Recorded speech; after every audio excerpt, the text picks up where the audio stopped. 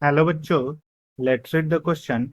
The question says that which one of the following statements is incorrect? So we will see.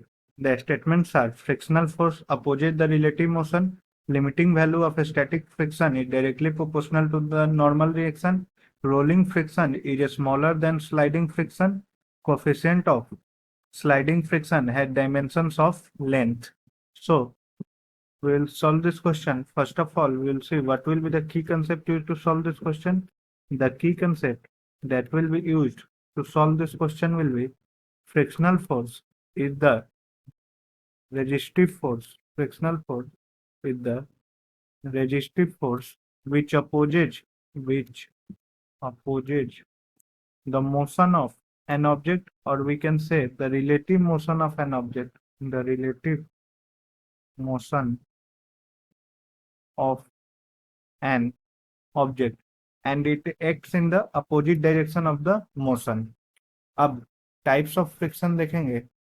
So types of friction में हमारे पास तीन types के friction होते हैं.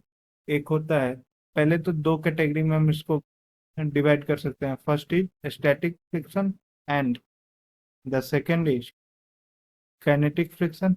Kinetic friction. अब kinetic में भी दो कैटेगरी होता है.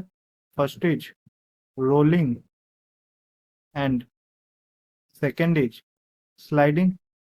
तो जब तक एक ऑब्जेक्ट मूव नहीं कर रहा है तब तक उस पर लगने वाला फ्रिक्शन स्टैटिक फ्रिक्शन होता है, एंड जब एक ऑब्जेक्ट मूव करने लगता है और उस पर फ्रिक्शनल फोर्स लग रहा है वो काइनेटिक फ्रिक्शन आता है. ठीक है. स्लाइडिंग फ्रिक्शन, जब एक ऑब्जेक्ट दूसरे पे स्लाइड कर रहा है तो उसको स्लाइडिंग फ्रिक्शन उस टाइम एक्ट करता है, like sliding chair over the floor. And rolling friction, जब एक ऑब्जेक्ट रोल कर रहा है तब उस पर जो फ्रिक्शन लगता है that is rolling friction, like rolling ball on the ground. ठीक है. अब हम देखेंगे कि जो स्टैटिक फ्रिक्शन होता है F static that is mu static into normal reaction. ठीक है. और जो रोलिंग फ्रिक्शन होता है that is smaller than sliding friction because area of contact is less in case of rolling friction than the sliding friction. ठीक है. सो अब हम स्टेटमेंट्स देखेंगे. तो स्टेटमेंट ए है frictional force opposite the relative motion. This is true statement.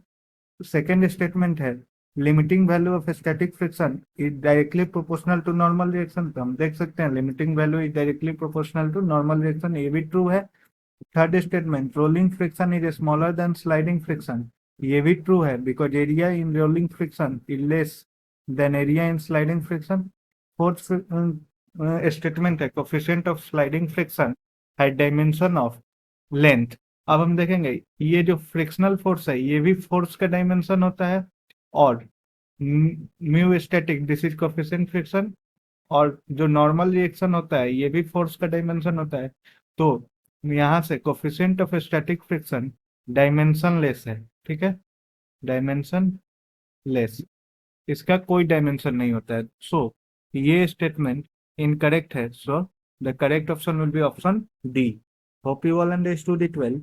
Best of luck.